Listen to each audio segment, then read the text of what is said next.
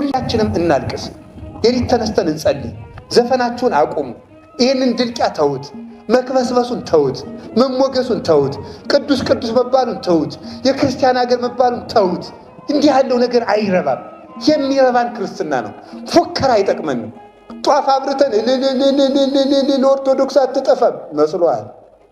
በፉከራ ነው እንዲህ ነገሩ። እንደሱ አይደለም። በመደንፋት አይደለም። በስሜት አይደለም። በተመሰረተ ስር ባለው ክርስትና ነው። ስለዚህ አጋንንትን እምቢ ለማለት የመጀመሪያው ተኛ ሲልህ እምቢ ነው።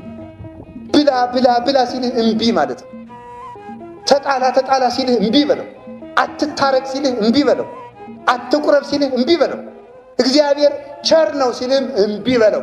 ቸርነቱ ይገባኛል ወንድሜ አትንገረኝ፣ ፈራጅ ነው በለው። ቸር እኮ ነው እግዚአብሔር፣ ቸር ነው፣ አይዞህ ቸር ነው እያለ ኃጢአት ያሰራል። መናፍቃን ይጠሉታል። የያዕቆብን መልእክት ማርቲን ሉተር እንዲያውም ተቆርጦ ይውጣ ሁሉ ብሎ ነበር ይላል። ለምን መሰላችሁ? አይጣላይ ድረስ እኮ ነው። ተቆርጦ ይውጣ ያለበት ምክንያት እምነት ያለ ስራ የሞተ ነው ስለሚል፣ ያችን ደግሞ በጸጋው ድነናል ስለሚል ያችን አይፈልጓትምና ተቆርጣ ትውጣ ብሎ ነበር። በቤተ ክርስቲያን ስንኖር በእምነት ብቻ እንድናለን ማለትም ኃጢአት ነው። በስራ ብቻ እንድናለን ማለትም ኃጢአት ነው። ቅዱስ ጳውሎስ በእምነት ትድናለህ ይላል። ያዕቆብ ደግሞ በስራ ትድናለህ ይላል። ጅል ሰው በሶስት ነገር ይታወቃል እንደነገርኳቸው።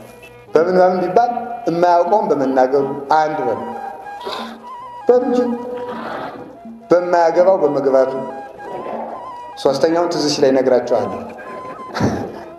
ሶስተኛው ደግሞ ጅል ሰው እንደዚህ መርሳቱ ነው። ጆሮአችሁን ጠብቁት። አሁን ዛሬ የምሰጣችሁ አደራ በሞት ይዣችኋል። መርጣችሁ መስማት ልመዱ። በእውነቱ ማለት ማንንም ሰው ሊሰሙ አይገባም። ጆሮን መጠበቅ። ጆሮን የጠበቀ ሰው በየቀኑ ድንግልናውን ጠብቆ እመቤታችሁ መስሎ ይኖራል። እሱ ለእሱም በስርዓት የሚያበስል ምን ይልክለታል? ገብርኤልን ይልክለታል። ማለት ቸር መምህር ይልክለታል። እንደ ገብርኤል ያለ በስርዓት የሚይዝ የማያስጨንቅ የማያስተክዝ አለ። በመጨረሻው ዘመን ኃጢአት ይበዛል አለ። ምን እናድርግ ብለናል? በዚያን ጊዜ በሰገነት ላይ ያለ ሰው አይውረዳል። ከጸሎት ሰገነት፣ ከጾም ሰገነት፣ ከንጽህና ሰገነት፣ ከአንድነት ሰገነት ወርዶ ዘረኛ የሆነ ከንጽህና ወርዶ ዘማዊ የሆነ ትዳሩን በትኖ አውደልዳይ የሆነ ከቁርባን ወርዶ ጫት የሚቀው ጋኔን ነው። እንዲህ ያለውን ጋኔን አትስሙት። ቀድሞ የወደቀን ሰው እሱ ወድቆ ሳይወሳኛል ያነሳል። ዛሬ እንደ እግዚአብሔር ቅዱስ ፈቃድ የምንማማርበት የትምህርታችን ኃይለ ቃል የሚሆነው ኦሆ በልዎ ለእግዚአብሔር ወእንቤ በልዎ ለጋኔን። እግዚአብሔርን እሺ በሉት፣ ጋኔንን እምቢ በሉት። በሉ እሺ። መቼም የመጣችሁ እግዚአብሔርን እሺ ብላችሁ ነው አይደል? ካላችሁ ቃሉን መቼም ትሉታላችሁ። በሉ እግዚአብሔርን እሺ በሉት፣ ጋኔንን እምቢ በሉት። ድገሙት አንድ ጊዜ። እሺ፣ ጋኔንን እምቢ በሉት። የያዕቆብ መልእክት ምዕራፍ 4 ቁጥር 7 ላይ የምናገኘው ኃይለ ቃል ነው። የጌታችን ወንድም ተብሎ የሚጠራው አብሮ ከማደጉ የተነሳ የዮሴፍ ልጅም በመሆኑ የጌታችን ወንድም ተብሎ የተጠራው የኢየሩሳሌም ኤጲስቆጶስ የሆነው ያዕቆብ የተናገረውን የጌታ ወንድም ተብሎ ይጠራል። አብሮ በማደጉ ዮሴፍ የእመቤታችን ዘመድ በመሆኑ በዚያ ምክንያት የአጎት ልጅ፣ የወንድም ልጅ፣ የእህት ልጅ ወንድም ይባላልና የጌታ ወንድም ይባላል። ነገር ግን እግዚአብሔር ንጉሥ በተቀመጠበት መንበር መስፍን፣ ጳጳስ በተቀመጠበት መንበር ኤጲስቆጶስ ቆሞስ እንደማይቀመጥበት ሁሉ እግዚአብሔር ብቻ በገባባት ነበልባላዊት መለኮታዊት መንበር በድንግል ማርያም ማኅፀን ሌላ ከቶ አያውቃትምና ወንድሞች የተባሉት ሌላ ልጅ ኑሯት ሳይሆን በሥጋ ወንድም ስለሆነ ነው። ይኸው የሚታወቅ ዘንድ ሌላ ልጅ እንደሌለስ ለጌታ እህት ወንድም ቢኖረውስ ኖሮ በዕለተ ዓርብ እናቱን በአደራነት ሲሰጥ እህቶቹና ወንድሞቹ በተገኙ ነበር፣ አደራም ለነሱ በሰጠ ነበረ። ነገር ግን ባዕድ ለሚሆን ለዮሐንስ ወንጌላዊ አደራ እንካናት ብሎ የሰጠበት ምክንያት ሌሎች ወንድሞች ስለሌሉት ነው። የሥጋ ወንድሞችና እህቶች ቢኖሩ አደራውን የሚቀበሉ እነሱ ነበሩ። ስለዚህ ጌታ በገባባት ማኅፀን ሌላ ማንም ከቶ አያውቃትም። በተፈጥሮ በማይመረመር በጽኑ ማኅተም ጸንታ ትኖራለችና የኃያላን አምላክ እግዚአብሔር ብቻ ገብቶ እሱ ብቻ ወጣ ለፍጹም በፍጹም ለዘላለም ታትማ ትኖራለች። እሷ አምላክን ወልዳ ድንግልናዋ በእናትነት እንዳልተለወጠ እሱ ሰው ሲሆን አምላክነቱ በሰውነቱ አልተለወጠምና ይላሉ አባቶቻችን። የእሷ ድንግልና በእናትነት አለመለወጥ ለሱ አምላክነት በሰውነት ላለመለወጥ ማስረጃና ምልክት ነው።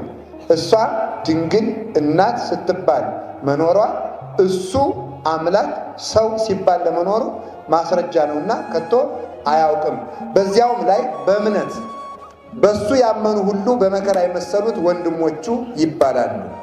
በጌታችን በመድኃኒታችን በኢየሱስ ክርስቶስ ያመኑና በመከራ የመሰሉት ምን ይባላሉ? ወንድሞቹ ይባላሉ። ሰው የጌታ ወንድም ተብሎ ለመጠራት 3 ነገሮችን ማሟላት ይገባል። መድኃኒታችን ኢየሱስ ክርስቶስ ሁላችሁ እንደምታውቁት የእኛን ሥጋ ለብሶ መጥቷል። ሥጋ በመልበሱ ብቻ ወንድማችን ይባላል። ወንድማችን ዘመዳችን ይባላል ሥጋ ስለለበሰ። ይኸው የሚታወቅ ዘንድ እናታችን ቅድስት ቤተ ክርስቲያን መኃልየ ዘሰሎሞን ምዕራፍ 5 ቁጥር 8 ላይ እንደምትመለከቱት ወልድ እሁየ ጻዕዳ ወቀይሕ፣ ልጅ ወንድሜ ነጭና ቀይ ነው ብላ ትነገራለች። ልጅ ወንድሜ፣ ልጅ ወልድ ስትለው ወልድ ዋሕድ ያብ ወልደ ማርያም ወልደ እግዚአብሔር፣ ወልድ ቃል ወልድ እሁየ ቃል አካላዊ ቃል ወልድ ነጭና ቀይ ነው። ወንድሜ ቃል ልጅ ወንድሜ ቃል ልጅ ወንድሜ ቃል ልጅ ወንድሜ ቃል ልጅ ወንድሜ። በደንብ ያዙልኝ። ቃል ልጅ ወንድሜ ነጭና ቀይ ነው። ቃል የአብ አካላዊ ቃል፣ ልጅ የአብ የባሕሪ ልጅ፣ የድንግል ማርያምም የባሕሪ ልጅ። በደንብ አድርጋችሁ ያዙልኝ። በእርግጥ ይሄ ክርክር ያስነሳል። ድንግል ማርያም ወልድ የድንግል ማርያም የባሕሪ ልጅ ነው ወይስ የጸጋ ልጅ ነው ተብሎ ሲነሳ አንዳንዶቹ አይ የባሕሪ ልጅማ የአብ ነው እንጂ የማርያምማ አይደለም።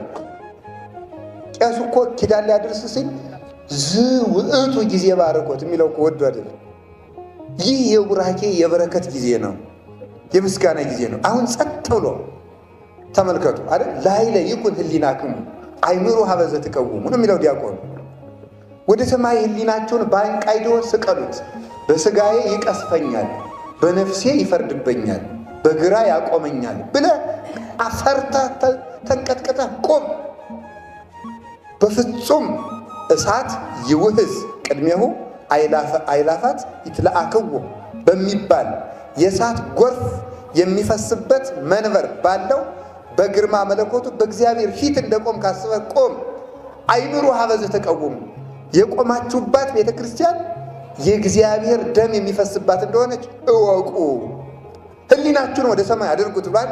ወደ ሰማይ ከፍ የሚል ህሊና እግዚአብሔር ይስጠን እና እመቤት ሰው ቃል ልጅ ወንድሜ ነጭና ቀይ ነው። ቃል የአብ አካላዊ ቃል። ስለዚህ ተመልከቱ፣ ሰው ልጅ ቃል የአብ አካላዊ ቃል፣ ልጅ የአብ የባሕሪ ልጅ የድንግል ማርያም የባሕሪ ልጅ። የአብ የባሕሪ ልጅ የድንግል ማርያም የባሕሪ ልጅማ አይባልም። በባሕሪማ ከአብ ነው የተወለደ እንጂ ከድንግል ማርያም በባሕሪው አልተወለደም ይላል። እንግዲህ የጸጋ ልጅ ነው። የጸጋ ልጅ ከሆነማ ከኛ በምን ይበልጣል ብለን ስንጠይቅ ደግሞ እነሱም ሲከራከሩ ደግሞ ምን ይላሉ? አኮ ወልደ ማርያም በመለኮቱ ይልባችኋል እሳ በመለኮቱ የማርያም ልጅ አይደለም ይላልሳ መጽሐፍ ቅዱስ ቄርሎስ በመለኮቱ የማርያም ልጅ አይደለም ይላልሳ። ስለዚህ በመለኮቱ የማርያም ልጅ አይደለም ካለ እንኪያ ከምን ላይ ነው ጥቅሙ? በመለኮቱ የማርያም ልጅ ነው አይደለም ካለ የባሕሪ ልጅ ለምን ትላላችሁ ይሉናል። ደግሞ እኛም መልሰን ደግሞ ያው ቅዱስ ቄርሎስ በዚያው አንደበቱ ንሕነሰ ንሰማ ያለ ቅድስት ድንግል ወላዲተ እግዚአብሔር በሥጋ አላለምን? ቅዱስ ቄርሎስ ራሱ እኛስ ቅድስት ድንግልን እግዚአብሔርን በሥጋ የወለደች እንላታለን አላለምን? እግዚአብሔርን በሥጋ የወለደች። በጣም ጥሩ። እግዚአብሔርን በሥጋ የወለደች እንደዚያ ከሆነ ቅዱስ ቄርሎስ ወልድ የድንግል ማርያም የባህሪ ልጇ አይደለም ማለት መለኮት በመለኮቱ የማርያም ልጅ አይደለም ለምን አለ? በደንብ ስሙ። አሁን በደንብ የምትሰሙኝ እመቤታችን የወልድ የባህሪ እናቱ ናት አይደለችም የምትባሉ የባህሪ እናቱ ናት። እስኪ የባህሪ እናቱ በሉ። በጣም ጥሩ። የባህሪ እናቱ ከሆነ በመለኮቱ የማርያም ልጅ አይደለም ለምን ይባላል ተብላችሁ ብትጠየቁ ደግሞ አኮ ወልደ ማርያም በመለኮቱ የተባለበት ምክንያት ምንድን ነው? መለኮታዊ ልደቱ ወይም የመለኮታዊ ጥንተ ልደቱ ከማርያም የጀመረ አይደለም ማለት ነው። ቀድሞ ከአብ የተወለደ ነው እንጂ መለኮታዊ ልደቱ ከማርያም የተጀመረ አይደለም። ፎጢኖስ የሚባል ከሃዲ የባሰሙንም ክደቱንም አታውቁትም። ክደት ላስተዋውቃችሁ ነው ማለት ለፌ እማርያም ክዋኔሁ ለወልድ የክርስቶስ ሕልውናው ከማርያም ጀምሮ ነው ብሎ የካደ ከሃዲ ነበረ። የክርስቶስ ሕልውናው ከማርያም ጀምሮ ነው ስላለ የለም መለኮታዊ ልደቱማ ቀድሞ ዓለም ሳይፈጠር የነበረ ነው። ከመጸዳል እምጸዳል እምብርሃን ብርሃን ዘምብርሃን ቀዳማዊ ዘምቀዳማዊ ነው እንጂ ከቀዳማዊ አብ የተገኘ ቀዳማዊ ወልድ አምላክ ዘማምላክ ከባህሪ አምላክ ከአብ የተወለደ ብርሃን የሚሆን ጸዳለ ብርሃኑ ለአብ የሚባል ነው እንጂ። ስለዚህ ድንግል ማርያም መለኮትን በሥጋ ወልደዋለች። ነገር ግን የመለኮት ልደት የጀመረ ከማርያም ነው ግን አይባልም፣ ከእሷ በፊት ከአብ ተወልዷልና። ስለዚህ ልጅ በተባለ ጊዜ የአብ የባህሪ ልጅ የድንግል ማርያም የባህሪ ልጅ። በጣም ግሩም። የአብ የባህሪ ልጅ የድንግል ማርያም የባህሪ ልጅ ካለ በኋላ ወንድሜ አለ። አሁን በደንብ ስሙ እንግዲህ ወንድሜ ቃል ልጅ ወንድሜ ቃል ስንለው ሁለት ነገር ያስተምራችኋል። ወልድ ቃል ስትሉት አንደኛ ከአብ ሕልውና አብ ልብ ነው። ቃል ከልብ ሳይለይ እንደሚኖር እሱም ከአብ ሳይለይ እንደኖረ ማስረጃ ነው። የአብ ውሳጣዊ ሕሊናውን የሚያውቅ ምክሩ የሚገለጥበት ሰው ምክሩን በቃሉ እንደሚገልጥ ምክረ አብ ወመንፈስ ቅዱስ የተገለጠበት ነውና የአብ ቃል ይባላል። ቃል ከልብ እንደማይለይ ወልድ ከአብ ተለይቶ አያውቅምና ቃል ይለዋል። ሁለተኛ ደግሞ ቃል እስቲ ቃል ብላችሁ ጻፉ ነው ያልኩት። ይኸው ደብተር አትዙም።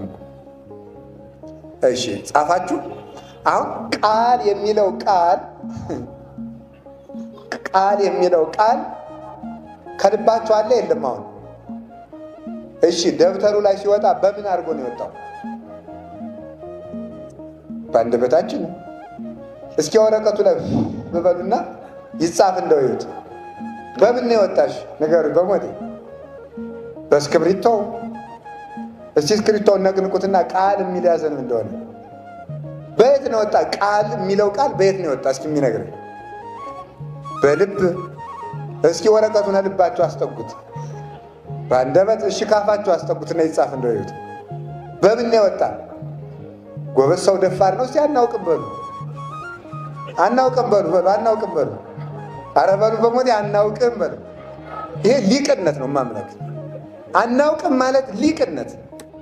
አባ አጋቶን መነኮሳትን ሰብስበው ይሄንን ጥቅስ የሚተረጉምልኝ ሲል ሁሉም መነኩሴ እኔ አለና ተናገረ።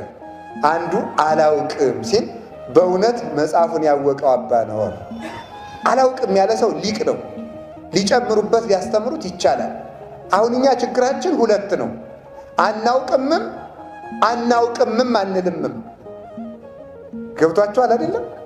አናውቅም ደግሞ አናውቅም ማለትም አንወድም። ኢኮንከ ቆሪረ ወማኮ ምውቀ፣ ወይ ሙቅ አይደለም ወይ ቀዝቃዛ አይደለም። ይሄን አበው ሲተረጉሙት ይላሉ አስተምር እንዳይሉ አታውቅም፣ ተማር እንዳይሉ አላውቅም አትልም። ምን ይሻልሃል ይላል። እናንተን ነው ሰምታችኋል። ሊቃውንቱን አላልኩም፣ በሞት ያፈርሰዋል። በጎ ሕሊና ይስጠን እግዚአብሔር። እኔ ከዚህች መድረክ ላይ ከሰይጣን በቀር የምሰድበው ሰው የለኝም። እግዚአብሔር ያውቀዋል። በዚህ ግልጹ ነው ሊውላችሁም ማለት ነው። የምሰድበው ቢኖር እዚህ ሰይጣንም ብቻ ነው። እየሰማችሁ ነው። እሱ ነው ቀዝቃዛ አይደለህም ማለት አልተማርኩም አትልም። ቀዝቃዛ ሁን። ከሞቅ ጥሩ ነው። ሂድና ሙቅ። እንግዲህ አንተ ቀዝቃዛ ከሆንክ ግን ቢያንስ ቀዝቃዛነት ግን እመንና እናሙቅ፣ እንድንጥድህ ፍቀድልን። እሳት ላይ እንድንጥድህ ፍቀድልን። እናፍላህ ነው እሱ ነው። ከዚያ በኋላ ስትፈላ ደግሞ ምን ይላል? የእግዚአብሔር የፍቅሩ የምስጢሩ ሞገድ ሲመላብህ እስመናሁ ይፈልህ ሞገደ ፍቅርኪ በውስተ ልቤ ማለት ይጀመራል።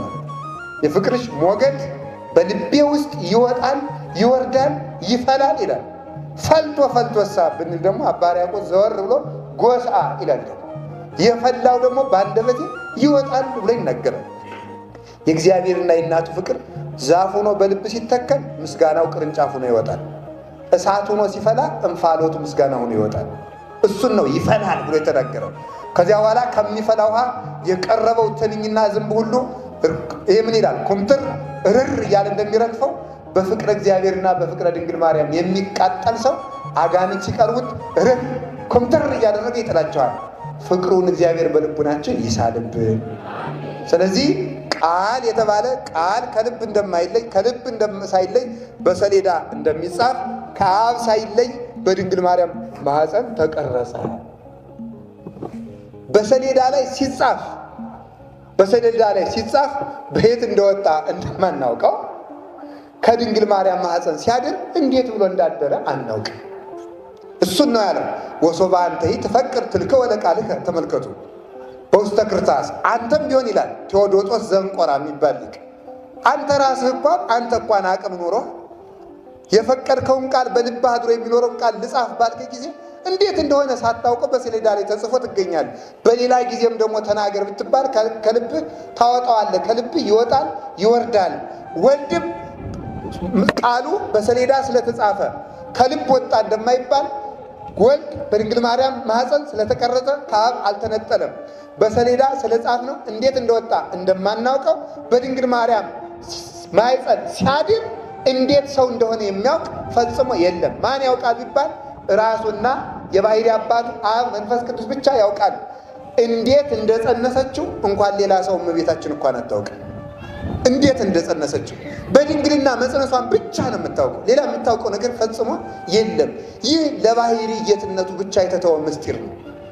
እሷ አውቀው ለእኛ ያልተነገረ ነገር ሞልቷል። ማርያም ተዓቅብ ዘንተ ኩሎ ወተወደየ ውስተ ልባ እንደተባለ በልቧ የጠበቀችው በጣም ብዙ ነገር አለ። ዓለም አንዷን እንኳን ቢሰማት ሰማይና ምድርን የሚያጠፋ ምስጢር ብዙ እሷ የምታውቀው አለ። እሱ ብቻ የሚያውቀውም አለ። ማርያምን ይትቤን ተጾረቶ በከርሳ ተመልከቱ አቀፍክዋ አይደል ያለችው ወስህንኩ ጠይቆቶ። እሱንም ማርያም እንኳን በማኅፀኗ የተሸከመችው እመቤታችንን ብትሆን ታቀፍኩት፣ አዘልኩት፣ ወለድኩት፣ ሳምኩት፣ በጀርባ የተሸከምኩት፣ በጉያዬም አቀፍኩት፣ በከንፈሮቼ ሳምኩት፣ እንባዎችም ተንጠበጠቡበት፣ አዝየውም ተሰደድኩ፣ እያጠባሁም አሳደግኩት፣ ግን አልተረዳሁትም ማለት ይችላል። አንዱ ድፍረት እግዚአብሔርን አውቄ ልጨርስ ማለት ነው። እናቱ እንኳን አላወቀችውም። ስለዚህ ቃል ተባለ። እንዲያ ከሆነ ተመልከቱ የባሕርይ ልጇ ለምን ተባለ ሲባል የባሕርይ ልጇ የተባለበት ዋናው ምክንያት የባሕርይ ልጅ ማለት ባሕርይ ማለት ጥንት መገኛ ማለት ነው። ለምሳሌ እኛ ባሕርይ አለን፣ አፈርነት አለን፣ ውሃነት አለን፣ ነፋስነት አለን፣ ከዚያስ ምን አለን? መሬትነት አለን። ይህንን ባሕርይ ከሷ ስለነሳ በሰውነቱ የሷ የባሕርይ ልጇ ነው። የሷን ባሕርይ ይዟልና በመለኮቱ የአብ የባሕርይ ልጅ ነው። መለኮት በጣም ትሙ መለኮት በሥጋ የአብ መለኮት በሥጋ የድንግል ማርያም የባሕርይ ልጅ ሲሆን ሥጋ በመለኮት የአብ የባሕርይ ልጅ ነው ማለት ነው። ተዋህዶ ማለት ይሄ ነው። በተዋህዶ ማለት ይሄ ነው። መለኮት በሥጋ የድንግል ማርያም ልጅ ሲሆን ሥጋ በመለኮት የአብ የባሕርይ ልጅ ሆኗል ማለት ነው። አሁን ልብ በሉ። መለኮት ከድንግል ማርያም የነሳው ሥጋ መለኮት ከድንግል ማርያም የነሳው ማለት የለበሰው ማለት ሌላ አይደለም። አይዟችሁ የለበሰው ሥጋ ከሷ ፈጥሮ የተዋሃደው ሥጋ ያ ሥጋ መለኮትን ሲዋሃድ የመለኮትን ምልአት፣ ስፋት፣ ርቀት፣ መንግሥት፣ ልልና፣ እበይ፣ ጌትነት ገንዘቡ አደረገና ውስን ጭብጥ የነበረው ሥጋ በዘማነ ኪሩ በየማነ አብ መላ። ሥጋ በድንግል ማርያም ማኅፀን ሲያርግ ሥጋ በቃል በድንግል ማርያም ማኅፀን ሲያርግ ቃል በሥጋ በ40 ቀን አረገ።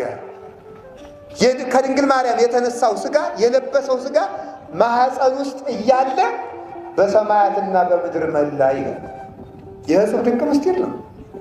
እንዘሃሎ ውስተ ከርሰሙ ከመ ኩሉ እጓለ እመሕያው ለሊሁ ይመልእ ሰማየ ወምድረ ይላል ቅዱስ ቄርሎስ። በእናቱ ማኅፀን እንደ ሁሉም ሕፃናት ጸጥ ብሎ ኧረ እጹብ ድንቅ ነው ማምላክ። የ9 ወር ጽንስ ሆኖ ትዕግስቱ ራሱ እኮ ይገርማል። ቅዱስ ቄርሎስ መጸነሱን ራሱ ትዕግስት ይለዋል። ታገሰ ለተጸንሶ፣ ለመጸነስ ራሱ ታገሰ ይላል። ሰፊው በጠባብ ቤት ማደሩ ጭንቅ እኮ ነው። ጠባብ በሰፊ ቢያድር እኮ ችግር የለውም፣ ይቻላል እኮ አይደለ? እኛስ ገብተነ ሰፊ ቤት እንንቦላ አካሄድ ችግር የለውም እኮ። ሰፊው በጠባብ ማደር ግን ጭንቅ እኮ ነው። ለእሱ ግን አላስጨነቀውም። በነገራችሁ ላይ የእግዚአብሔር አንዱ ከሃሊነቱ ሁሉን ቻይነቱ። የማያምኑት እግዚአብሔር ሰው ሆነ ሲባል ማድከም ይመስላቸዋል። እኔ ግን በጣም ኃይሉ የሚገባኝ ሰው ሆነ ሲባል ማለት ለምላችሁ፣ ሰው ኃይል እያለው መድከም አይችልም። ሰው በልቶ መራብ ይችላል? እስኪ አንድ ጥያቄ። አሁን ሁላችሁም ሶስት እንጀራ ባበላችሁ በበላችሁበት ቅጽበት መራብ ትችላላችሁ? በሉ ንገሩኝ እንጂ ትችላላችሁ? አችሉ? በፍጹም ልንችል አንችልም። ሰው እንደጠገበ መራብ አይችልም። እግዚአብሔር ግን እሱ ምግብ ነው፣ ይተራበ ማለት በጣም ድንቅ ነው። ኃያል ነው፣ ደከመ። ደግሞ ሳይደክም ደከመ። ሳይራብ ተራበ፣ ሳይሞት ሞተ፣ ሳይታመም ታመመ፣ ሳይደኸይ ተደኸየ፣ ሳይያዝ ተያዘ፣ ሳይታይ ታየ፣ ሳይወሰን ተወሰነ፣ ሳይጨነቅ ተጨነቀ፣ ሳይቆስል ቆሰለ ማለት በጣም ድንቅ ነው። ይሄ ለሱ ብቻ ተቻለው። እንዲህ እግዚአብሔር እንዴት ሰው ሊሆን ይችላል ብሎ ከጠየቀ ሰው ሁሉን ስለሚችል ሰው መሆንም ቻለ። ሁሉን ቻይነቱ ሰው መሆን በመቻሉ ሚካኤል ቢሆን ሰው መሆን አይችልም። ገብርኤል ቢሆን ሰው መሆን አይችልም። ሩፋኤል ቢሆን አይችልም። መልአኩ ነህ ኑር እንጂ ሰው ሁን አልተባለምና፣ ፈጣሪ ግን ሁሉን ስለሚችል ሰው መሆንን ቻለ። ሰው ሆኖ ያዳነን እግዚአብሔር ይክበር ይመስገን። እዚያ በኋላ ደግሞ ሊያድነን ሲመጣ ይኸውም ማምላክን በጣም ቸርነቱ እኮ እጹብ ድንቅ እኮ ነው። መጀመሪያ የእሱን መልክ ሰጠን። ሁልጊዜ ነው የሚደንቀኝ። እኔ አይደለም ያልኩት፣ በእርግጥ ቅዱስ ጎርጎርዮስ ነው። በአባቶቻችን ቃል ማድነቅ ግን እንችላለን። ኋላ ደግሞ ተመልከቱ፣ ማንም እኮ አንደኛ ይውላችሁ ጥሩ መልክ ኑሮት ለእኔ ስጠኝ ቢሉት የሚያቀምስ ሰው የለም። በእርግጥ መልክን መስጠትም አይቻልም። ደግሞ ጅል መልክ ኑሮት የኔን ውሰዱልኝ ቢባል ደግሞ እሺ የሚል ሰው የለም። እኔ መልኬ ጅል ነውና እባካችሁ ይህን መልኬን ውሰዱልኝ ቢባል እሺ የሚል ሰው አለ? ይውላችሁ እኮ የባሪያን መልክ ይዞ መጣ ማለት እኮ ድንቅ እኮ። የባሪያን መልክ ይዞ ጌታ ይመጣል እንዴ? ንጉሥ የተገዥውን መልክ ይዞ እንዴት ሊመጣ ይችላል? ባለጸጋ የድሃ ልብስ እንዴት ይለብሳል? ባለጸጋ እንዴት የረሃብተኛ ምግብ ይበላል? ንጉሥ እንዴት ይፈረድበታል? በጣም ድንቅ እኮ ነው። እንጀራ እንዴት ይራባል? ፀሐይ እንዴት ይጨልምበታል? ርስት እንዴት ይሰደዳል? በጣም ድንቅ ነው እሱ። እሱን ማድረግም ቻለ። በባሪያ መልክ ተገለጠ። ይህን ማድረግም ፍጹም ቸርነቱ ፍጹም መልኩ ነው። ስለዚህ ምን ተባለ? ወንድማችን። እስኪ ወንድማችን ወሩ። አዎ የሚካኤልን አካል ይዞ ስላልመጣ፣ የገብርኤልን አካል ይዞ ስላልመጣ፣ በእኛው መልክ ስለመጣልን ወንድማችን ሰው መሆንን የወደድከው አንተ ክበር ተመስገን። ለእሱ ክብር ምስጋና ይግባው። ሌላው ወንድማችን የተባለው እግዚአብሔር ለእኛ ወንድማችን የሚሆንበትን ምክንያት ደግሞ ልንገራቸው። ያዕቆብ የጌታ ወንድም የተባለበትን ምክንያት ለማስረዳት ነው የሁሉም እነግራቸው። ሰው የጌታ ወንድም የሚሆንበት አንዱ ምክንያት ጌታችን መድኃኒታችን ኢየሱስ ክርስቶስ ከዕለታት አንድ ቀን ሲያስተምር ለፈሪሳውያን ሲያስተምራቸው እንዲህ ብሏቸው ነበረ። እመቤታችን እሱ እያስተማረ መጣ። ከይሁዳ ከያዕቆብ ከዮሳ ጋር በር ላይ ቆመች። ስትቆም አንድ ሰው መጣና እናትህና ወንድሞች ይፈልጓል አለ። አይ መኑ ይእቲ እሜ ወመኑ ሙንቱ አሃዌ፣ እናቴና ወንድሞቼ እነማን ናቸው?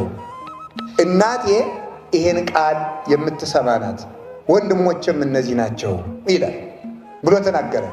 የማቴዎስ ወንጌል ምዕራፍ 12 ላይ መመልከት ትችላላችሁ። እናቴና ወንድሞቼ እነዚህ ናቸው አለ። አሁን በደንብ አስተውሉ። ወንድሞቼ ያላቸው ስለምንድን ነው የሚለውን ሊቃውንት ሲተረጉሙት ወንድሞች አለ። ሰው የጌታ ወንድም እንዴት ሊሆን ይችላል ሲባል የወልድ ወይም ደግሞ የክርስቶስ ወንድም የሚሆነው አንደኛ አባቱን አባት በማድረግና እናቱን እናት በማድረግ ነው ይላሉ ሊቃውንት። አባቱ አባትህ ከሆነ እሱ ወንድም ይሆናል ማለት ነው። ደግሞ ግን ብዛቱ እሱ አባቴ ይለዋል አብን፣ እኛም ሳናፍር አባታችን ሆይ እንላለን። ደግሞ እንዲያው አብስ ቸርነቱ ወልድስ ቸርነቱ አብ ቸርነቱ ወልድ አባቴ ሆይ ብሎ በጠራበት እኛም አብረን አባታችን ሆይ እንድንል መፍቀዱ፣ ወልድ ደግሞ አባቴን የኔን የባህሪ አባቴን እናንተ ስትወድቁ ስትነሱ ኃጢአት ስትሰሩ ስትጎሰቁሉ የምትኖሩ ሰዎች አባቴ ብላችሁ እንዴት ትጠራላችሁ ሳይል አባታችን ሆይ ብላችሁ ጥሩ ብሎ መፍቀዱ የእግዚአብሔር አባት አባታችን ስለሆነ ደስ ይለናል። በእውነቱ የእግዚአብሔር አባት አባታችን ነው። እግዚአብሔር ራሱ አባታችን ነው። እግዚአብሔር አብ አባታችን ነው። እግዚአብሔር ወልድ አባታችን ነው። እግዚአብሔር መንፈስ ቅዱስ አባታችን ነው። ለሰው የመጀመሪያም የመጨረሻም መመኪያው የእግዚአብሔር ልጅ መሆን ብቻ ነው። መጨረሻ ላይ ማግኘት የሚገባን ሀብትም እንደሆነ ታውቃላችሁ፣ የእግዚአብሔር ልጅ መሆን። ካህኑ ቅዳሴ ሲቀድስ ጸጋሁ ለእግዚአብሔር የሃሉ ምስለ ኩልክሙ ይላል። ጸጋሁ ለእግዚአብሔር የሃሉ ምስለ ኩልክሙ፣ የእግዚአብሔር ጸጋ ከእናንተ ጋር ይሁን ሲል መልሱ እስኪ እናንተ። አቤት አቤት፣ ምን አላችሁ? ምን አላችሁ? ኧረ ተው መልሱ። ምስለ መንፈስከ በሉ ሲተረጎም እንደ ቃልህ ይደረግልኝ ማለት ነው። እንደ ቃልህ ይደረግልኝ ምን ይላል? ምን ይባላል? ሳናውቅ አይደል? ጸጋሁ ለእግዚአብሔር ያህል ምስለ ኩልክሙ ሲባል ምስለ መንፈስከ እንደ ቃልህ ይደረግልኝ። ሰላም ለኩልክሙ ሲባል ሰላም ለእናንተ ይሁን ሲላል ከመንፈስህ ጋራ ይላል። ያተረጓጎም ችግር ከመንፈስህ ጋራ የሚባል ነገር የለም። ተተርጉሞ ነው። በግዕዝ ምስለ መንፈስከ ሲባል መንፈስ ተብሎ ስምረት ፈቃድ ይባላልና፣ ስለዚህ ምስለ መንፈስከ ማለት እንደ ቃልህ እንደ ፈቃድህ እንዳነጋገርህ ይሁንልኝ፣ እንደ ቃልህ ይደረግልኝ። የእግዚአብሔር ጸጋ ከእናንተ ጋር ይሁን የተባለ ጸጋ የተባለች ልጅነት ናት። የእግዚአብሔር ልጅ የሆናችሁባት ስልጣኑ ያቺ አትነጠቃችሁ፣ ከሃይማኖት አያናውጣችሁ ብሎ ነው የሚመርቀን። ይችን ያገኘ ሰው የእግዚአብሔር ልጅ አንድ ሰው የአንድ ሰው ልጅ ሲሆን የአባቱን ርስት የሆነውን ሁሉ እንደሚወርስ የእግዚአብሔር ልጅ በመሆናችን ብቻ የእግዚአብሔር የሆነው ነገር ሁሉ አለን። ዛሬ ከዚህ ጉባኤ መጥታችሁ የሄዳችሁ ሁሉ ኖረኝ የምትሉት ሀብት እንዲሆን የምፈልገው እግዚአብሔር አባቴ ነው እንድትሉ ነው። እስኪ በሉላችሁ፣ እግዚአብሔር ምናችን ነው? እግዚአብሔር አባታችን ስለሆነ ምን አላችሁ ብዬ በጠይቃችሁ የእግዚአብሔር የሆነው ሁሉ አለን በሉ ሁላችሁ። የእግዚአብሔር የሆነ ሁሉ አለን። የአባት ንብረት ለልጅ ነውና ምን አለኝ የምትሉ ከሆነ ዘመድ የለኝ፣ ገንዘብ የለኝ፣ ቤት የለኝ፣ መኪና የለኝ፣ ምን የለኝ፣ ጤና የለኝ የምትሉት ሁሉ ያላችሁ ነገር ብዙ ነው። እግዚአብሔር አለኝ በሉ። እስቲ በሉ ሁላችሁ እግዚአብሔር አለኝ በሉ። ማን አለን? እግዚአብሔር አለን። እንዲሁ እግዚአብሔር አለ ሲባል ልቤ ደስ ነው የሚለው በእውነቱ። ሌላው ሁሉ ትቶ ይሸሻል። አቃቢ ነዘይ ማስን ግን እሱ ነው። ሲንደክም የማይደክም ዘበኛም ደክሞት ሊያንቀላፋ ይችላል። ተባብሎ ሊሸጥም ይችላል። ተባብሎ ገንዘብ ተቀብሎ ሊሸጥም ይችላል። ጋርድም ሊክድ ይችላል። አይጣልም። ራሱን ሊገል ይችላል። አቃቢ ነዘይ ማስን አስራባችሁኝ ብሎ የማይሸሽ ኃጢአት ሰራችሁ ብሎ የማይለወጥ ስንጎሰቁል የማይተወን ቸር ጠባቂያችን እሱ ከኛ ጋር ነው። ልጆቹ ስላደረገን እሱ ነው። የእግዚአብሔርን አብን አባት ያደረገ ለወልድ ወንድሙ ይሆናል። ሁለተኛ ደግሞ የእግዚአብሔርን እናት ያደረገ ሰው የክርስቶስ ወንድም ይባላል። የእግዚአብሔርን እናት ያደረገ ሰው በምን እናት ያደርጋታል? በጸጋ። አብን በምን አባት እናደርገዋለን ካላችሁ፣ በምን አብን አባት የምናደርገው በጥምቀት ነው። ድንግል ማርያምን እናት የምናደርጋት ደግሞ በፍቅር ነው። የፍቅር እናታችን ናት። እሱም ፍቅሩን የገለጠው በሞት ነው። እኛም ለእሱ ፍቅርን የምንገልጠው የሞቱን መስቀል በመሸከም ነው። መሀል ላይ የፍቅር የነፃነት ደብዳቤ የሰጠን ግን እናቱ ናት። በባርነት ለመያዛችን ደብዳቤው የተጻፈባት ወረቀት ሔዋን ነበረች። ዕዳችን ተደምሶ ሲያልቅ የተሰጠችን የይለፍ ደብዳቤ ደግሞ ማርያም ናት። ለዚያም ከመስቀሉ ስር አያችሁ፣ አንዱን ዕዳችን ዮርዳኖስ ላይ ደመሰሰና የቀረውን ዕዳ በመስቀሉ ቀጠቀጠና ነፃ ለመሆናችን ማረጋገጫው ማህተም ምንድን ነው ብንለው እናቴ ብሎ ሰጠን። እናቱ ማለት መርገማችን ለመፋቁ ዕዳ እንደሌለብን በባላንጣዎቻችን መካከል የምናሳያት አካላዊ ቃል እንደታተመች ተጽፎባት እንደታተመች የተነበበች ህትምት መጽሐፍ የመጽሐፈ ግዛን እናታችን ወላዲተ አምላክ ናት። በዳሊ ይዘን ለሚመጣ ሁሉ ማርያምን እናሳያለን። እስኪ በሉላችሁ፣ በዳሊ ይዘን ለሚመጣ ሁሉ በሉ። በዳሊ ይዘን ለሚመጣ ሁሉ ማን እናሳያለን? አሁን ጊዜ እግዚአብሔር 5 እንጀራ አበርክቶ 5000 ሰው አጠገብላችሁ ልትሉ ነበር። ሆዳም አይደላችሁ? ማርያም ተሰጠችን ሲላችሁ ግን ቀላል ይመስላችኋል ማለት ነው። አሁን አረ እንዳትሉ ተውት። እኔ ብያችሁ አታትሉ እውነቱ ማለት ነው። ስለዚህ ሰው በህይወቱ ዘመን ልጅነትን ከመቤታችን ፍቅር ጋር ከያዘ የድነት መሰረት የያዘ የሚባለው እሱም ሲይዝ ነው። እግዚአብሔር የእናቱን ፍቅር ከኛ አያስወግድብን። ሁልጊዜ ለአጋንንት የምናሳየው አስቀድሞ አያችሁ፣ አንድ ሰው ዕዳ ከፍያለሁ ይላል። ደረሰኝ የሚባል አለ አይደል? ደረሰኝ ይሰጠዋል። ዕዳችን ተከፍሎ ያለቀው መስቀል ላይ ነው። ደረሰኝ የሰጠን ደግሞ እናቱና። ስለዚያም ነው ወረቀቱ ከጠፋ የነፃነቱ ደብዳቤ ከተፋቀና ከጠፋ መልሰን በዳል እንያዝ እንችላለን። ለዚያም ነው እመቤታችን ካጣላን መልሶ በመርገም እንደሚይዘን ስለሚያውቅ እሷን እንድንጠላ የሚያደርግበት ምክንያት ስለዚህ ነው። ስለዚህ የእግዚአብሔር ቤተሰቦች አንዱ የሰጠን እናቱን እናት ያደረገ ሰው ማንን ይሆናል ብትሉኝ የክርስቶስ ወንድሙ ይሆናል። ለዚያውም ዘንድ ተመልከቱ፣ እግዚአብሔርን አባታችን ያደረግነው በቸርነቱ እንደሆነ እመቤታችን እናት ማድረግ የምንችለው በቸርነቱ ነው። አባ ጊዮርጊስ ስለዚህ ጉዳይ ሲናገር እንደ እመቤትነትሽ ንግሥቴ ነሽ፣ እንደ ቸርነትሽ ደግሞ እናቴ ነሽ ይላል። እናት የሆነችንም በቸርነት ነው እንጂ ለእናትነት እንኳን ደግሞ አትሆነንም። ለኛ እኛ ልጆቿ ልንሆን አይገባም። ለምን? አምላክን ልጅ ባለችበት ቃሏ ሰውን ልጅ ልትል አይገባትምና። ግን በቸርነቱ የተነሳ ከእሷ ምርራ የተነሳ እሷም አምላክ ልጅ እያላት ጠማሞችን ልጆች ስትለን አታፍርም። ይሄን በእኛ አታፍርብንም። እሱ ጎስቋሎችን ልጆች ብሎ ሲጠራ ደቂቄ ብሎ ሲጠራ እንዳላፈረብን እሷ የማታፍርብን ቸርናት ስለሰጠን በዚህ ምክንያት የክርስቶስ ወንድሞች ተብለን እንጠራለን። በዚህ ስንደነቅ ሌላው ሊቅ ደግሞ ምን ይላል? እሺ ሰው የክርስቶስ ወንድም ተባለ። አንደኛ አብን አባቱ ማድረግ፣ ሁለተኛ ወልደኛ ሥጋ ስለለበተ፣ ሶስተኛ እመቤታችን እናት በማድረግ፣ አራተኛ የሰው ልጅ የክርስቶስ ወንድም ተብሎ የሚጠራበት ምክንያት በመከራ በመምሰል ነው። መከራን ክርስቶስን መስሎ የተቀበለ ሰው የክርስቶስ ወንድም ተብሎ ይጠራል። እንደ ክርስቶስ የኖረ ማለት ነው። ሲጀመር ክርስቲያን ማለት ራሱ ከመክርስቶስ ማለት ነው። እንደ ክርስቶስን የመሰለ ማለት ነው። የክርስቶስ መታወቂያው ማለት ነው። ወልድ ያ መታወቂያው ይባላል። ክርስቶስ ወልደ እግዚአብሔር ሕያው ልብሰ አብ ይባላል። ልብሰ አብ ሰው በልብሱ እንዲታወቅ አብ በወልድ ታውቋልና ልብሰ አብ አለው ብለው ሊቃውንቱ አረጋዊ መንፈሳዊ ሲተረጉሙ ይናገራሉ። የአብ መታወቂያው ወልድ እንደሆነ የወልድ መታወቂያው ክርስቲያን ነው። ክርስቲያን ማለት የወልድ የክርስቶስ መታወቂያ ማለት ነው። ሰው ክርስቲያንን አይቶ ክርስቶስን ያውቃል። ዛሬ እኛን አይቶ ሰው ማንን እንደሚያውቅ ተመልከቱት። ሰው ክርስቲያንን አይቶ ተመልከቱ። በሰማይ ያለውን አባታችሁን በጎ ስራችሁን አይተው ያመሰግኑት ዘንድ ብርሃናችሁ በሰው ፊት ይብራ። ለምን? ይሄ ሰው ክርስቶስን መስሎታልና። ሰውነቱን በመከራ የሚያስጨንቃትን ሰው አመስግኑ። ለጊዜው ሰውነቱን በመከራ አሳልፎ ሰጥቶ በጎችን ነፃ ያወጣ የሰው ዘር ተብሎ ዘር የተቆጠረለት ወልደ እግዚአብሔር ያው ክርስቶስን አመስግኑት።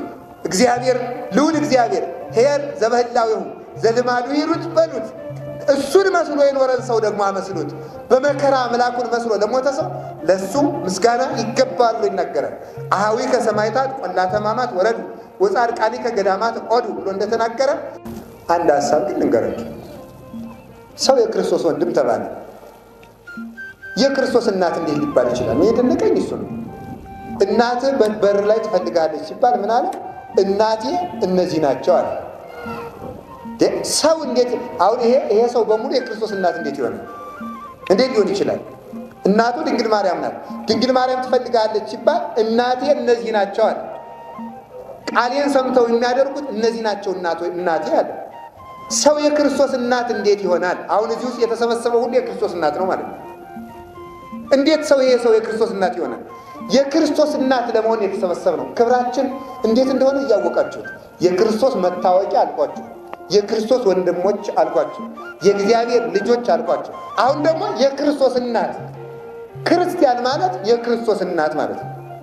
እንዴት የክርስቶስ እናት ይሆናል ካላችሁ፣ እናቱ በድንግልና ቃልን ጸነሰችና ቃልን በድንግልና ወለደችው፣ በሥጋ ወለደችው።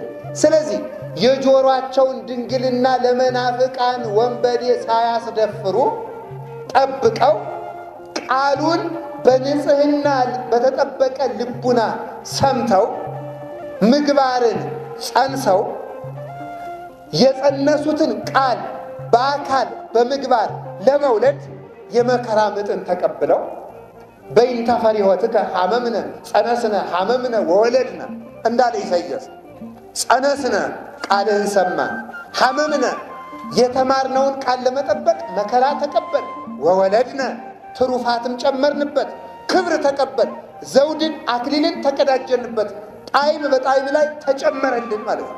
ስለዚህ እመቤታችን በድንግልና እንደጸነሰችው ገብርኤልን መስሎ መምህሩ ያስተምራል፣ የንስሐ አባት ያስተምራል። እመቤታችንን መስሎ ንጽሕናውን ተቀብሎ ተናዞ ንጹሕ ቃሉን ይቀበላል። አያችሁ፣ ድንግልና የሌለው ሰው ቃልን መጽነስ አይችልም። ድንግልና የሌለው ሰው ቃልን መጽነስ አይችልም። የጆሮው ድንግልና በብዙ ሰዎች የተደፈረ ሰው አለ። በእውነቱ እመቤቴ ነው። ብዙ ሰዎች እኮ ራሳችሁ ድንግልናችሁን ጆሮአችሁን ለስንት ሰው እኮ አሳልፋችሁ ሰጥቷችሁታል። የማንም የወሬ ማጠራቀሚያ እኮ ሆናችኋል። ባንሰማቸው እኮ ሰዎች ዝም ይሉ ነበር። እውነት ነው። ይኸውላችሁ ወሬኛን ሰው ማስቆም ከፈለጋችሁ ዝም በሉ። ወሬኛን ሰው ማስቆም አንድ ነገር ልንገራችሁ። አሁን አንድ ሰው መጥቶ አባ አቤት በጣም ጸሎተኛ ነዎት ቢለኝ ኧረ አይደለሁም ብለው ነዎት እንጂ ይጨምራል። ዝም ካልኩት ግን አንደኛውንም አበዛው ብሎ ዝም ይላል። ነዶት ማለት ነው። ዝም ካልኩት ዝም ይላል። ሰውን ዝም ካሉት ዝም ይላል። እኛ ግን ከማያገባን ጅል ሰው በሶስት ነገር ይታወቃል እንደነገርኳቸው። በምን ቢባል የማያውቀውን በመናገሩ አንድ በሉ፣ በማያገባው በመግባቱ፣ ሶስተኛውን ትዝ ሲለኝ እነግራቸዋለሁ።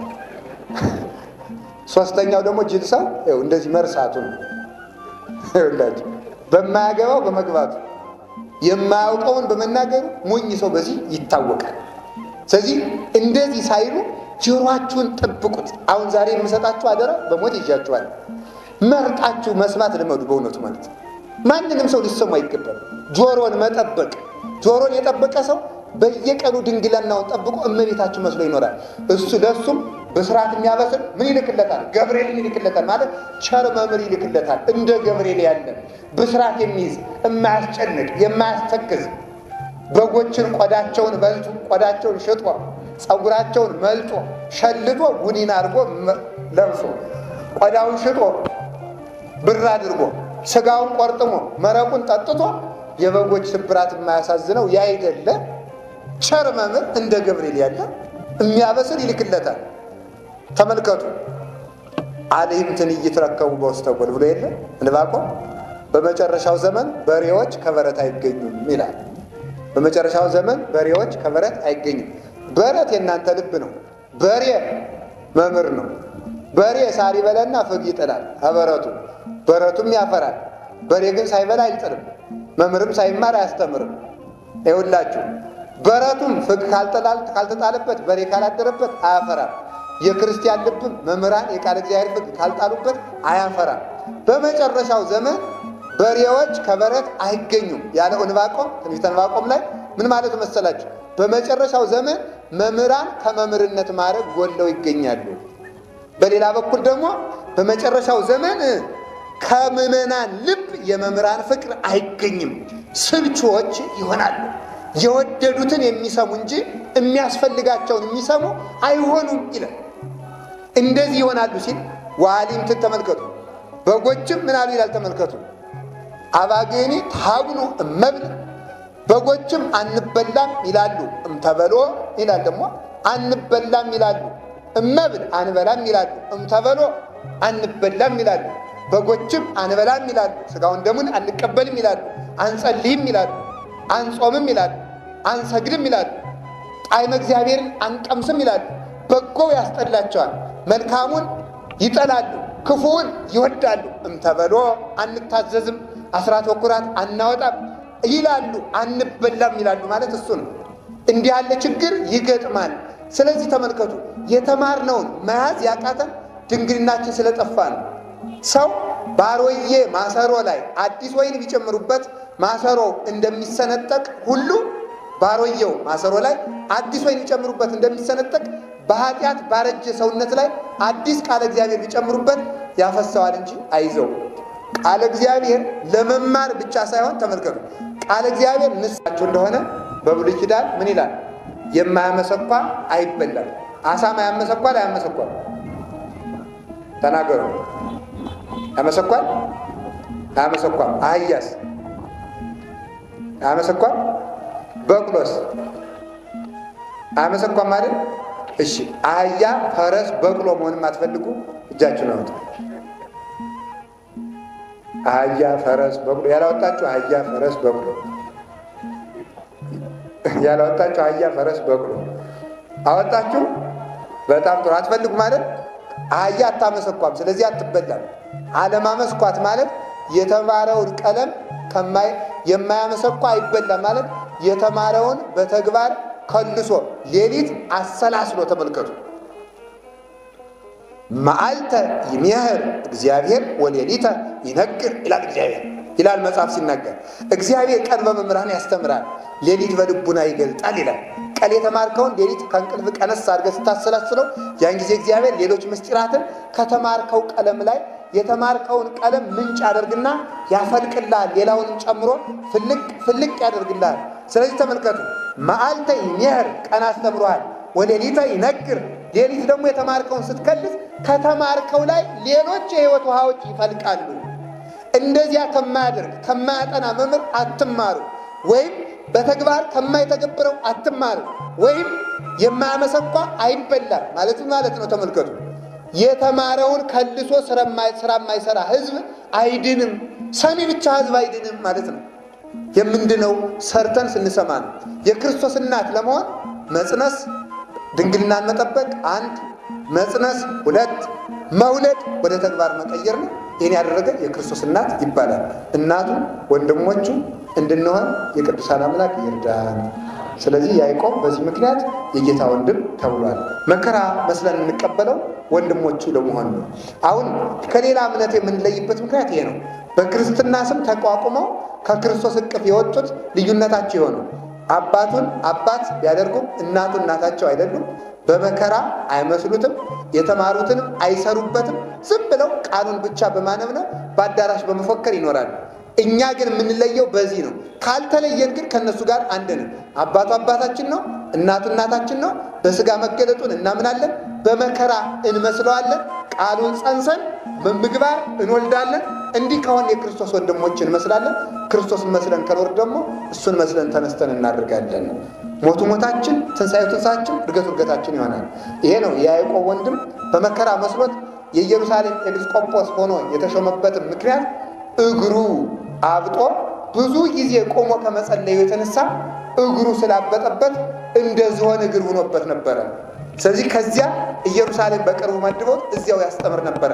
መከራውን እያሰበ ቆሞ ሲጸልይ ነበረ። የያዕቆብ መልእክት እንዲህ አድርጎ የተጻፈ መልእክት ነው። በረከቱ ይደርብን። መናፍቃን ይጠሉታል የያዕቆብን መልእክት። ማርቲን ሉተር እንዲያውም ተቆርጦ ይውጣ ሁሉ ብሎ ነበር ይላል። ለምን መሰላችሁ? አይጣ ላይ ድረስ እኮ ነው ተቆርጦ ይውጣ ያለበት ምክንያት እምነት ያለ ስራ የሞተ ነው ስለሚል፣ ያችን ደግሞ በጸጋው ድነናል ስለሚል ያችን አይፈልጓትምና ተቆርጣ ትውጣ ብሎ ነበር። በቤተ ክርስቲያን ስንኖር በእምነት ብቻ እንድናለን ማለትም ኃጢአት ነው። በስራ ብቻ እንድናለን ማለትም ኃጢአት ነው። ቅዱስ ጳውሎስ በእምነት ትድናለህ ይላል። ያዕቆብ ደግሞ በስራ ትድናለህ ይላል። ሁለቱ አይጣሉም ቢባል አይጣሉም። ቅዱስ ጳውሎስ ተመልከቱ፣ በእምነት ትድናለህ አለ። ምን ማለቱ ነው? በእምነት ትድናለህ ያለ አይሁዳዊው እንደኔ መስዋዕት ያልሰዋ ሰው አይድንም ስላለ ለዚያ መልስ ለመስጠት አምነው የመጡትም ቢሆን አሁን ከመጡ ይድናሉ ለማለት ነው። በሥራ ትድናለህ ብሎ ደግሞ ያዕቆብ ጻፈ። በእምነት ትድናለህ ብሎኛል ብሎ ደግሞ አልሰራም እንዳይል ደግሞ የለም በእምነት ትድናለህ ያልኩት አምነ ስለሰራ ትድናለህ አልኩ እንጂ ሥራ አልባ ትድናለህ ማለት አይደለም ለማለት ደግሞ በሥራ እንድናለን አለ አብርሃም። ቅዱስ ጳውሎስ አብርሃም በእምነት ጸደቀ ሲል ያዕቆብ ደግሞ አብርሃም በሥራ ጸደቀ ይላል። ቅዱስ ጳውሎስ በእምነት ጸደቀ አለ ተመልከቱ። ያዕቆብ ደግሞ በሥራ ጸደቀ ማለት እምነቱን በሥራ ቢገልጠው ጸደቀ ተብሎ ይታረቃል ማለት ነው። ስለዚህ በሥራ ብቻም አንድንም በእምነት ብቻም አንድንም አምኖ የሠራ ግን ይድናል። ይህን በተግባር የሚያስረግጥ መልእክት ነው። ከቅዱስ ያዕቆብ መልእክት መካከል ምን የሚል አለ? እግዚአብሔርን እምቢ በሉት እሺ በሉት፣ ሰይጣንን እምቢ በሉት ብሎ ይነገራል።